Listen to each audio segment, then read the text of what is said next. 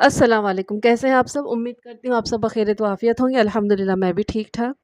अल्लाह ताला आप लोगों को ऐसे ही शादो आबाद, खुश व खुर्रम रखे, हर बीमारी तकलीफ़ से दूर रखे और आप लोगों की तमाम दिली जायज़ मक़ासिद को, तमन्नाओं को अल्लाह ताला पूरा करता रहे। तो चलिए शुरू करते हैं कहानी। आज की कहानी का नाम है गैर ज़रूरी। राइटर हैं फिर से ताहिर जावेद मुग़ल साहब। इनकी कहानियाँ बहुत अच्छी होती हैं और मुझे भी बहुत अच्छी लगती है, आप लोगों को भी पसंद आएगी। तो चलिए शुरू करते हैं। स्कूल में स्पोर्ट डे था। मैं अपनी बीवी आरफा और 8 साला बेटे नदीम के साथ स्कूल में था। दफ्तर से आधे दिन की छुट्टी मिली थी। मैं बार बार घड़ी देख रहा था। उसी दौरान में नदीम भागता हुआ आया और बोला, पापा मम्मी आए, मैं आपको एक टीचर दिखाऊं। स्कूल की दूसरी ब्रांच से आई है। उनकी शक्ल हूबहू अपनी छोटी फूफी से मिलती है। उन्हीं के जैसे बाल, उन्हीं के जैसे आंखें, आओ दिखाऊं आपको। उसने मेरा हाथ पकड़कर खींचा। नदीम ने एक आम सी बात कही थी। इसमें गुस्सा करने वाली कोई बात नहीं थी, लेकिन पता नहीं क्यों मुझे गुस्सा आ गया। पूरे जिस्म में एक तैश आमेज लहर सी दौड़ गई।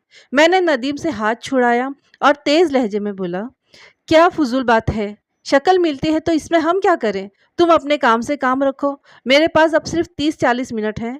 20 मिनट दफ्तर जाते जाते लग जाते हैं। बस जल्दी से फारिग होकर आओ। नदीम एकदम सा बुझ गया। आरफा भी ज़रा हैरत से मुझे देखने लगी। वो समझ गई कि मेरा मूड ऑफ हो गया है और अब वजह पूछी गई तो मस्जिद ऑफ हो जाएगा। कभी कभी ऐसा हो जाता था मेरे साथ। नदीम बेचारा 20 मिनट के बजाय 10 मिनट में ही फारिग होकर आ गया। मैंने आरफा और नदीम को घर छोड़ा और दफ्तर की तरफ लपक गया। मूड बदस्तूर खराब ही था। कार ड्राइव करते हुए भी जहन बार बार स्कूल वाले वाक़ये की तरफ जा रहा था। कुछ भूली बिसरी यादें माजी के दरीचों से निकल कर बाहर आ रही थी और दिल और दिमाग में उधम मचाने लगी थी। मैं सोच रहा था, हम गैर ज़रूरी काम क्यों करते हैं? कभी बेजा तजस्सुस, कभी तफरीह तबाह की खातिर क्यों गैर मुतल्लिका मामलात में सर घुसेड़ते हैं, ये जाने बगैर कि इनके नतीजे कुछ भी निकल सकते हैं। दफ्तर में आकर मैंने दरवाज़ा बंद किया और अपनी नशिस्त से टेक लगाकर आंखें बंद कर ली। आंखों के सामने एक फिल्म सी चलने लगी। अंजुम मेरा बहुत गहरा दोस्त था, मेरा बेस्ट फ्रेंड। स्कूल से लेके कॉलेज तक हम साथ ही रहे थे और हमारी दोस्ती हर गुजरने वाले दिन के साथ बढ़ती ही जा रही थी। हम लंगूटिए दोस्त थे, एक दूसरे से कुछ छुपा कर नहीं रखते थे, शायद छुपा ही नहीं सकते थे।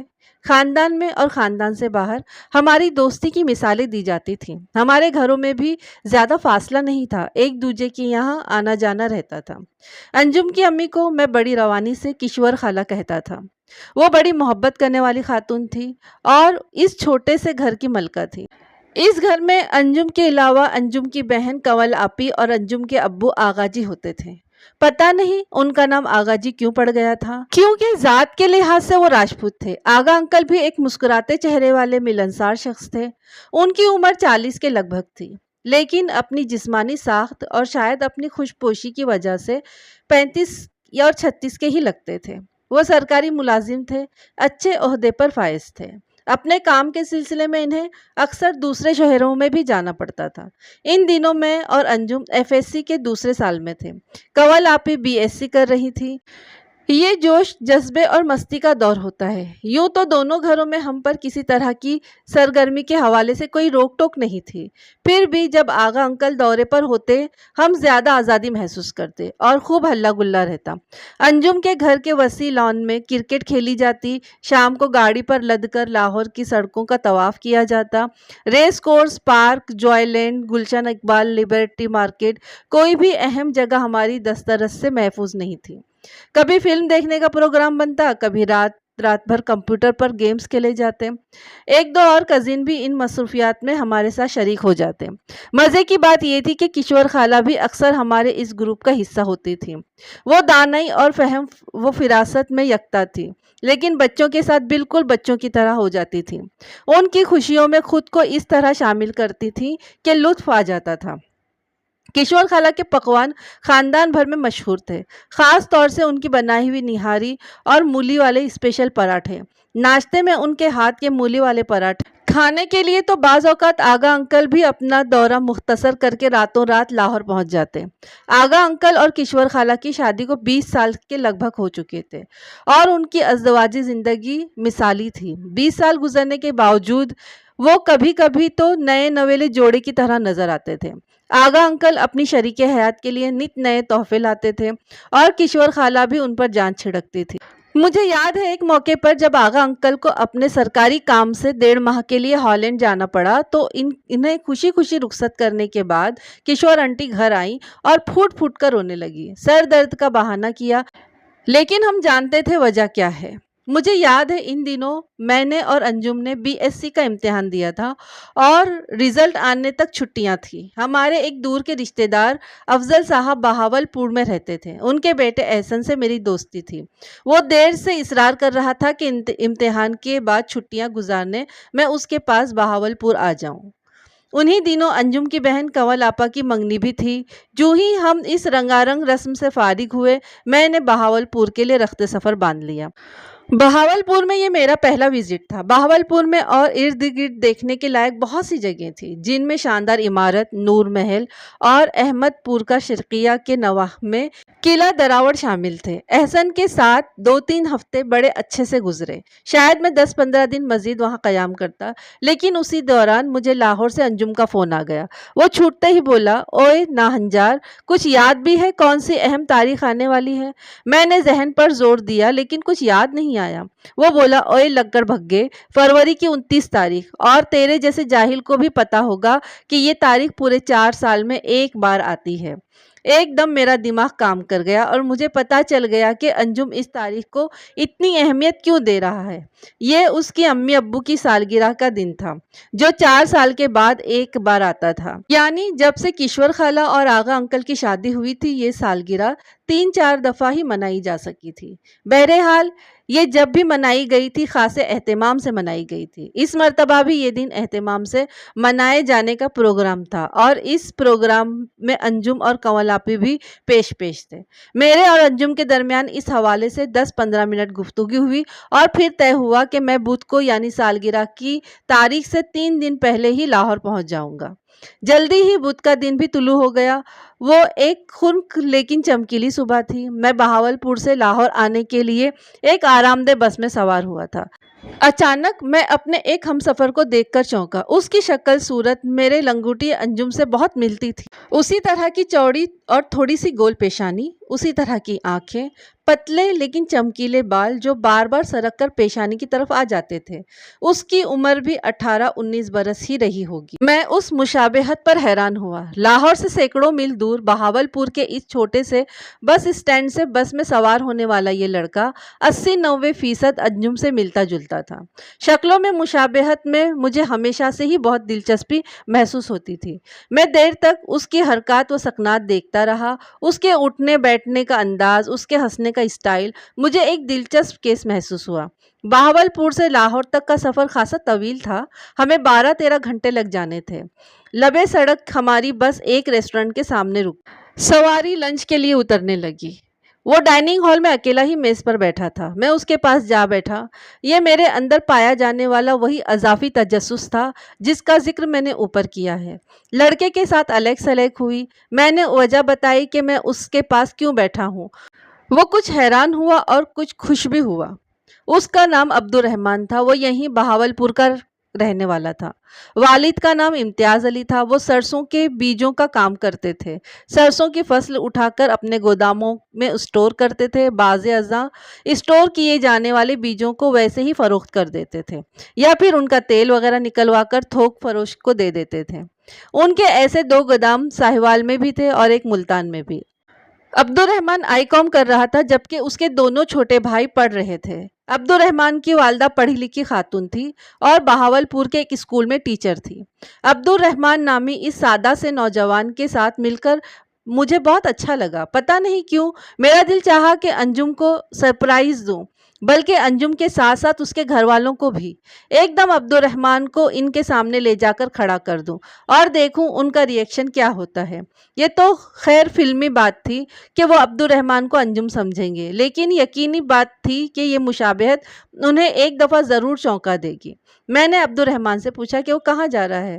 اس نے بتایا ایک ڈومیسائل بنوانا ہے، راولپنڈی سے بنتا ہے۔ جانا تو ابو کو تھا لیکن وہ مصروفیت کی وجہ سے نہیں جا سکے۔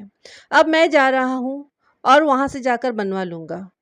لیکن یہ بس تو لاہور جاتی ہے، میں نے اسے بتایا۔ वहाँ से पिंडी के लिए बस पकड़ूंगा। सफ़र तो काफ़ी ज़्यादा हो जाएगा, लेकिन मुझे जल्दी वापस भी जाना है। मैंने उसे अपना एड्रेस और फ़ोन नंबर देते हुए कहा, अगर कभी लाहौर आओ तो मुझसे ज़रूर राब्ता करना, फिर मैं तुम्हारे हमज़ा से तुम्हें भी मिला दूंगा। वो मुस्कुरा दिया और मुस्कुराते हुए उसकी शक्ल अंजुम से और ज़्यादा मिलने लगी। बस के सफ़र के दौरान में मैं और अब्दुर्रहमान गाहे बगाहे गुफ्तगू करते रहे। अब्दुर्रहमान ने भी मुझे अपना फ़ोन नंबर और एड्रेस वगैरह दिया। मुझे उम्मीद थी कि मुस्तकबिल करीब में हम मिलेंगे, लेकिन ये पता नहीं था इतनी जल्दी मिलेंगे। ये तीसरे रोज़ का वाक़या है। मैं अनारकली बाज़ार से गुज़र रहा था। यहाँ मैं आगा अंकल और किश्वर खाला की शादी की सालगिरह के सिलसिले में ही आया था। तोहफा भी कोई अच्छा ही होना चाहिए था। अपनी अम्मी के साथ जाकर मैंने किश्वर खाला के लिए एक शानदार शोल्डर बैग ले लिया था। अब मैं आगा अंकल के लिए कुछ ढूंढ रहा था। आखिर एक ज़बरदस्त किस्म की रेडीमेड पैंट शर्ट मुझे उनके लिए पसंद आ गई। मैं गारमेंट शॉप से बाहर निकल रहा था जब अचानक मेरी नज़र अब्दुर्रहमान पर पड़ गई। वो गालबन विंडो शॉपिंग में मसरूफ़ था। मैंने उसके कंधे पर हाथ रखा। वो मुझे देखकर चौंका, फिर मुस्कुराकर मेरे गले लग गया। मैंने उससे कहा, तुमने तो जल्दी वापस जाना था ना भाई, यहाँ कोई काम जल्दी होता है? और दफ्तरी काम की तो बात ही क्या है। जिस बंदे से मिलकर काम कराना था उसे किसी ज़रूरी काम से अचानक चकवाल जाना पड़ गया है। अब वो कल वापस आ रहा है। आज रात को दोबारा बस में बैठूंगा और सुबह रावलपिंडी पहुंच जाऊंगा। अब कहाँ ठहरे हो? स्टेशन के पास एक होटल में। अच्छे बंदे हो यार, तुम्हें कहा भी था कि कोई मसला हो तो राब्ता करना। तुम मेरे घर में ठहर सकते थे। नहीं, मुझे अच्छा नहीं लगा। अभी एक ही तो मुलाकात हुई है हमारी। हम इधर उधर की बातें करते रहे। उसको रात को 12 बजे बस में बैठना था। तब तक वो फारिग था। मेरे जहन में फिर वही ख्याल कुलबुलाया। मैंने कहा, चलो फिर आओ, तुम्हें अंजुम से मिलाएं। एक दूसरे को देखो और अंदाज़ा लगाओ कि कितने फ़ीसद मिलते हो और कितने फ़ीसद नहीं। वो पहले तो मुतज़ब्ज़िब नज़र आया, फिर मेरे इसरार पर राज़ी हो गया। मैं उसे लेकर मोटर बाइक तक आया और हम सीधे अंजुम के घर पहुंच गए। अंजुम घर में ही था। कंवल आपी और किश्वर खाला भी मौजूद थी। मैंने उन्हें थोड़ा सा बताया और फिर अब्दुर्रहमान को उनके सामने ले जाकर खड़ा किया। अंजुम का रिएक्शन तो खैर इतना ज़्यादा नहीं था, लेकिन आपी और किश्वर खाला वाकई हैरान रह गए थे। वाकई कितनी शक्ल मिलती है इसकी अंजुम से, खाला ने उसके सर पर हाथ रखकर प्यार करते हुए कहा। और कद काट भी, आपी ने तायीद की। इसीलिए तो इसे बहावलपुर के एक बस स्टैंड से ढूंढ कर लाया हूँ। मैंने कहा, अगर अंजुम को कोई अहम शख्सियत होता, कोई एक्टर या सियासतदान वगैरह, तो हम अब्दुर्रहमान को इसके डुप्लीकेट के तौर पर इस्तेमाल कर सकते थे। बड़ा मज़ा आ जाता।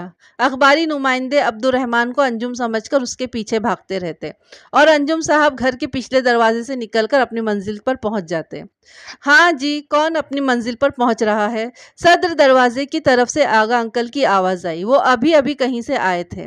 उन्होंने अब्दुर्रहमान को देखा, अब्दुर्रहमान ने उन्हें देखा। उसके बाद जो कुछ हुआ वो कतई गैर मुतवक्का था। आगा अंकल के चेहरे पर एक रंग सा आकर गुजर गया। वो सक्ता ज़दा से अब्दुर्रहमान को देखते चले गए। दूसरी तरफ अब्दुर्रहमान के तासुरात भी अजीब थे। वो यकटक आगा अंकल को देख रहा था। उसे जैसे अपनी निगाहों पर भरोसा ही नहीं रहा था। आगा अंकल का चेहरा बिल्कुल सफ़ेद पड़ गया था। अब्दुर्रहमान ने सरसराती आवाज़ में कहा, अब्बू आप यहाँ? आगा अंकल ने दूसरी शादी कर रखी थी। उनकी दूसरी बीवी और 3 बच्चे लाहौर से सैकड़ों मील दूर बहावलपुर की एक अलग थलग रिहायशी कॉलोनी में रहते थे। आगा अंकल और किश्वर खाला में बहुत मोहब्बत थी, लेकिन इस मोहब्बत में वो तवील सरकारी दौरे भी शामिल थे जो आगा साहब हर माह करते थे। शायद ये राज ही रहता अगर मैं बहावलपुर के इस छोटे से बस स्टैंड पर अंजुम से मुशाबहत रखने वाले अब्दुर्रहमान को न देखता और फिर अपने बेजा तजस्सुस के सबब उससे बातचीत शुरू न करता। काश मैंने ऐसा न किया होता। किश्वर खाला अपने शौहर से बहुत मोहब्बत करती थी, उनका नाम लेकर जीती थी।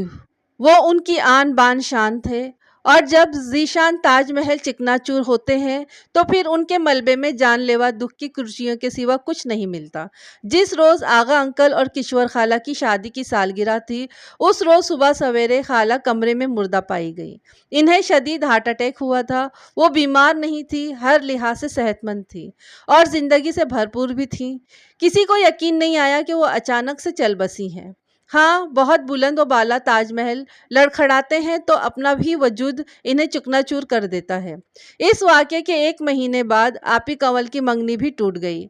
इस सदमे ने उन्हें बिस्तर से लगा दिया। پھر ایک دن مجھے پتا چلا کہ انجم اور آپی کنول کو ان کے ماموں اپنے ساتھ کوئٹہ لے گئے ہیں۔ 3-4 ماہ بعد آغا انکل نے بھی لاہور والا گھر بیچ دیا اور مستقل طور پر بہاولپور شفٹ ہو گئے، جہاں وہ بہت عرصے سے امتیاز علی کے نام سے رہائش پذیر تھے۔ ایک ہنستا بستا گھر اجڑ گیا، ایک گلشن تھا جو ویران ہو گیا۔ اب بہت عرصہ ہوا ہے انجم سے ملاقات نہیں ہوئی۔ تقریباً 2 سال پہلے آخری بار اس کی آواز سنی تھی۔ آغا انکل، آپ جیسے کردار ہیں جنہوں نے اس دنیا کی خوبصورتی کو گہنایا ہوا ہے۔ ایک کھلکھلاتا مسکراتا ہمدرد چہرہ آپ کی وجہ سے ہمیشہ ہمیشہ کے لیے مٹی میں اوجھل ہو گیا۔ میں کہاں ڈھونڈوں اپنے وہ کھلنڈرے دن، وہ رنگین شام میں وہ آخر شب کے کہے اور وہ مولی والے پراٹھے جن میں ماں جیسی محبت کی خوشبو ہوتی تھی۔ ماضی کے دریچے بند ہوئے، میں سوچوں کی دنیا سے باہر نکلا۔ چند گھنٹے پہلے میں نے اپنے بیٹے ندیم کو بری طرح جھاڑ دیا تھا۔ اس کی سمجھ میں نہیں آیا تھا اور نہ ہی میری بیوی کی سمجھ میں کہ یہ میرا موڈ ایک دم اتنا کیوں بگڑ گیا ہے۔ اس کی وجہ یہی تھی، مجھے بیجا تجسس اور غیر ضروری روابط سے نفرت ہو چکی تھی۔ بس اتنی تھی یہ کہانی۔ آپ لوگوں کو ضرور پسند آئے گی، سنیے۔ بہت سے لوگ اپنے دل میں بہت سارے راز چھپا کر جیتے ہیں، لیکن وہ راز اس وقت تک ہی اچھے ہیں جب تک کہ وہ کسی کو نقصان نہ پہنچائے، لیکن ایسے رازوں کا کیا فائدہ جو ہنستے کھیلتے گھروں کو ہی برباد کر دے۔ تو بس اتنا ہی آج کے لیے، ملتے ہیں اگلی کہانی کے ساتھ میں۔ لائک کریے، سبسکرائب کریے اور کمنٹس بھی لکھیے، اور مجھے دعاؤں میں یاد رکھیے، اپنا خوب خیال رکھیے۔ ملتے ہیں اگلی کہانی کے ساتھ میں۔ السلام علیکم، اللہ حافظ۔